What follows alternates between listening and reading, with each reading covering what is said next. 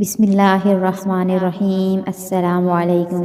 دعائے حاجات اور اس کا طریقہ۔ حضرت عبداللہ بن ابی اوفا رضی اللہ تعالی عنہ سے روایت ہے کہ رسول اللہ صلی اللہ علیہ وآلہ وسلم نے ارشاد فرمایا، جس شخص کو اللہ سے کوئی ضرورت پیش آئے یا کسی آدمی سے کوئی کام پیش آ جائے تو اس کو چاہیے کہ وہ وضو کرے اور اچھی طرح سنت کے مطابق تمام آداب کے ساتھ وضو کرے، پھر 2 رکعتیں پڑھے اور پھر اللہ تعالیٰ کی حمد و ثنا بیان کرے، پھر نبی پاک صلی اللہ علیہ وآلہ وسلم پر درود بھیجے اور پھر دعا کے یہ کلمات کہے، بسم اللہ الرحمن الرحیم، لا الہ الا اللہ الحلیم الکریم، سبحان اللہ رب العرش العظیم، والحمد للہ رب العالمین، اسألک موجبات رحمتک وعزائم مغفرتک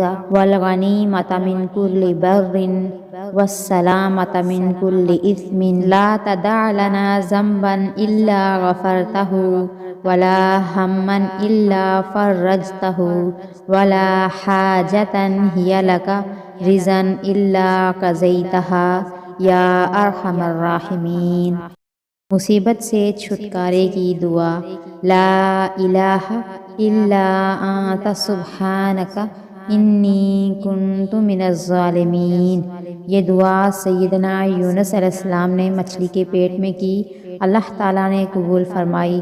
آپ صلی اللہ علیہ وآلہ وسلم نے فرمایا، جس مسلمان نے بھی کسی مصیبت میں اس دعا سے اللہ تعالیٰ کو پکارا، اللہ تعالیٰ نے اس کی دعا ضرور قبول فرمائی ہے۔ بخشش طلب کرنے کی دعا۔ ربنا ظلمنا انفسنا وان لم تغفر لنا وترحمنا لنکونن من الخاسرین۔